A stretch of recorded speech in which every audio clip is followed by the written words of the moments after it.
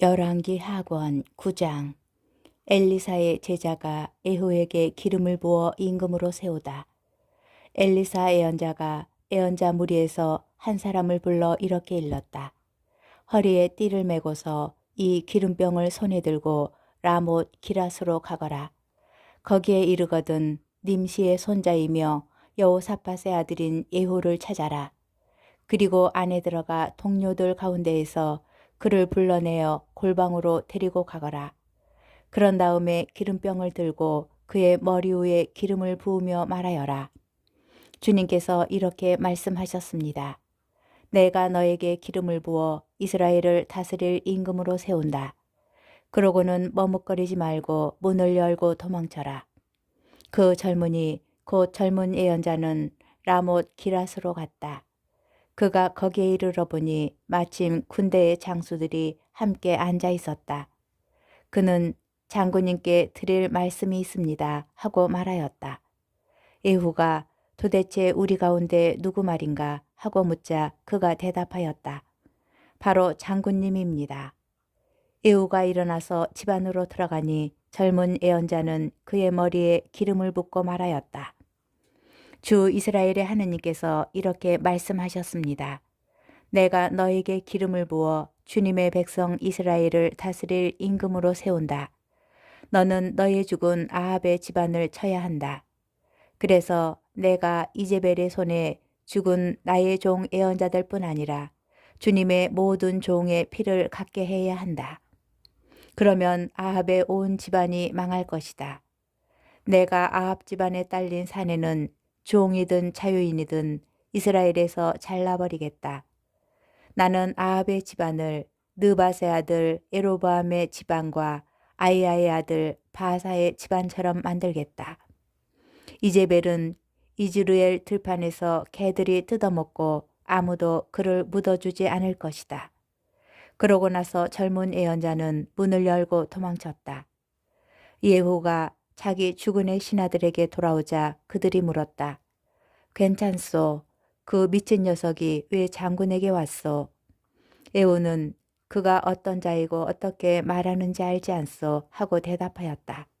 그들은 거짓말 자 털어놓으시오 하고 말하였다. 그래서 예후는 그 사람이 주님께서 이렇게 말씀하셨습니다 하면서 내가 너에게 기름을 부어 이스라엘을 다스릴 임금으로 세운다고 말하였소. 그러자 그들은 재빨리 저마다 제 겉옷을 벗어 예후의 발밑 층계에 깔고는 나팔을 불며 예후께서 임금이 되셨다 하고 외쳤다. 예후가 이스라엘 임금 요람을 죽이다. 님시의 손자이며 여호사밧의 아들인 예후는 요람을 칠 계획을 꾸몄다. 그때 요람은 이스라엘 전군을 이끌고 아람 임금 하자일에게 맞서서 라못 기랏을 지키고 있었다. 그런데 요람 임금은 아람 임금 하자일과 싸울 때에 아람인들에게 입은 부상을 치료하려고 이즈리엘로 돌아가 있었다. 예후가 말하였다. 이것이 그대들의 뜻이라면 아무도 이 성읍을 빠져나가 이즈리엘의 소식을 알리러 가지 못하게 하시오. 그러고 나서 예후는 병거를 타고 이즈리엘로 갔다. 그때 이즈리엘에는 요람이 알아 누워 있었고 유다 임금 아하지야가 요람을 벌어 내려와 있었다. 이즈리엘의 탑에 서 있던 파수병이 예후의 부대가 오는 것을 보고 웬 부대가 보입니다 하고 보고하였다. 요람은 기병을 하나 뽑아 보내어 그들을 만나 평안한지 묻게 하여라 하고 일렀다. 기마병이 나가서 예후를 만나 평안하시냐고 임금님께서 물으십니다 하자 예후는 평안하건 안 하건 너와 무슨 상관이냐. 돌아서서 내 뒤나 따라라 하고 일렀다. 파수병이 보고하였다. 전령이 그들에게 다다르기는 하였지만 돌아오지 않습니다. 그래서 임금이 다시 두 번째 기마병을 보냈다. 그도 그들에게 가서 평안하시냐고 임금님께서 물으십니다 하자 예후는 평안하건 안 하건 너와 무슨 상관이냐. 돌아서서 내 뒤나 따라라 하고 일렀다. 그러자 파수병이 또 보고하였다. 그 역시 그들에게 다다르기는 하였지만 돌아오지 않습니다. 그런데 미친 듯이 말을 몰고 오는 모습이 님시의 손자 예후 같습니다. 이 말에 요람은 병거를 준비하여라 하고 일렀다. 사람들이 병거를 준비하자 이스라엘 임금 요람과 유다 임금 아하지야는 저마다 자기 병거를 타고 예후를 만나러 나갔다. 그들은 이즈리엘 사람 나봇의 밭에서 예후를 만났다. 요람이 예후를 보고 예후 장군 평안하오 하고 묻자 예후가 대답하였다. 당신의 어머니 이제벨이 온갖 음행과 마술을 일삼고 있는데 평안이 다 뭐요? 요람은 손에 쥔 말굽비를 돌려 도망치며 아하지야 임금에게 아하지야 임금 반역이요 하고 소리쳤다. 예후는 활을 당겨 요람의 두 어깨 사이를 겨누고 쏘았다. 화살이 요람의 심장을 뚫고 나오자 그는 병거 바닥에 쓰러졌다. 예후는 자기 무관 비카르에게 말하였다. 그를 들어 이즈리엘 사람 나봇의 밭에 내던져라. 나와 내가 요람의 아버지 아합의 뒤에서 나란히 병거를 타고 다닐 때 주님께서 그를 두고 하신 이 신탁을 기억해 보아라. 나는 이제 나봇의 피와 그 아들들의 피를 분명히 보았다. 주님의 말이다. 내가 바로 이 밭에서 너에게 그대로 갚을 것이다. 주님의 말이다. 그러니 주님의 말씀대로 이제 그를 들어 그 밭에 내던져라. 예후가 유다 임금 아하지야를 죽이다. 유다 임금 아하지야는 그것을 보고 백강길로 도망쳤다. 예후는 그의 뒤를 쫓으며 저자도 쏘아라 하고 일렀다. 병사들은 병거를 타고 가는 아하지야를 이블로암 근처의 구루 오르막길에서 쏘았다. 아하지야는 무기또로 도망쳤으나 거기에서 죽었다. 그의 신하들이 그를 병거에 실어 예루살렘으로 옮겨다가 다윗성에 있는 무덤에 그의 조상들과 함께 묻었다. 아합의 아들 요람 제11년에 아하지야가 유다의 임금이 되었다. 예후가 이제벨을 죽이다. 예후가 이즈리엘에 이르렀을 때 이제벨은 소식을 듣고 눈 화장을 하고 머리를 꾸민 다음 창문으로 내려다보고 있었다. 예후가 문에 들어서자 이제벨이 말하였다. 자기 주군을 죽인 지무리 같은 자야 평안하냐. 그러자 예후가 창문을 쳐다보며 말하였다. 거기 누가 내 편이냐 누구 없느냐.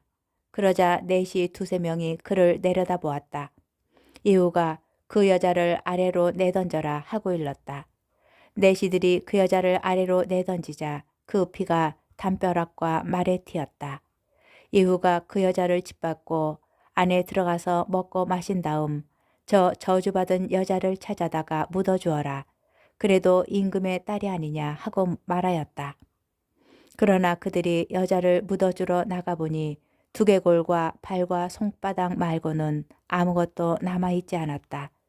그들이 돌아와 예후에게 보고하자 그는 이렇게 말하였다. 이는 주님께서 당신의 종 티스베 사람 엘리야를 통하여 하신 말씀 그대로이다. 주님께서 말씀하셨다. 이즈리엘 들판에서 개들이 이제벨의 살을 뜯어먹고 이제벨의 주검이 이즈리엘 들판에 거름이 되어 아무도 그것을 이제벨이라고 하지 않을 것이다. 열왕기 하권 10장. 예후가 아합의 아들들을 죽이다. 사마리아에는 아합의 아들 70명이 있었다. 그래서 예후는 사마리아에 있는 이즈레엘의 고관들과 원로들과 아합 아들들의 교육관들에게 이렇게 편지를 써보냈다. 너희는 너희 주군의 아들들과 함께 있고 병거와 군마도 갖고 있다. 또한 요새 성읍에다 무기까지 갖추었다. 그러니 이 편지가 너희에게 가거든 너희 주군의 아들들 가운데 가장 훌륭하고 적당한 자를 골라 그 아버지의 왕좌에 앉히고 너희 주군의 집안을 위하여 싸워라. 이에 그들은 크게 두려워하며 말하였다. 두 임금도 그를 당해내지 못하였는데 우리가 어떻게 당해내겠소. 그리하여 국내 대신과 성읍 책임자와 원로들과 교육관들은 예후에게 이렇게 전가를 보냈다. 저희는 장군님의 종들입니다. 장군님께서 말씀하시는 일이면 무엇이든지 하겠습니다. 저희는 어떤 임금도 세우지 않겠습니다. 장군님 보시기에 좋으실 대로 하십시오. 예후는 두 번째 편지를 이렇게 써보냈다. 너희가 만일 내 편이 되어 내 말에 순종하겠다면 너희 주군의 아들들 머리를 내일 이맘때까지 이즈리엘에 있는 나에게 가져오너라. 그때 왕자들 이름명은 모두 그들을 키우는 그 성읍의 대관들과 함께 있었다. 이 편지가 그들에게 가자 그들은 그 왕자들 이름명을 잡아 죽이고 그 머리를 광주리에 담아 이즈리엘에 있는 예후에게 보냈다. 전령이 와서 예후에게 그들이 왕자들의 머리를 가져왔습니다 하고 보고하니 그가 이렇게 일렀다. 그 머리들을 성문 어귀에 두 무더기로 쌓아서 아침까지 두어라. 아침이 되자 그는 나가서서 온 백성에게 말하였다. 여러분은 죄가 없습니다. 내 주군을 칠 계획을 세우고 그를 살해한 것은 바로 나입니다. 그러나 여기 이 사람들은 모두 누가 쳐 죽였습니까?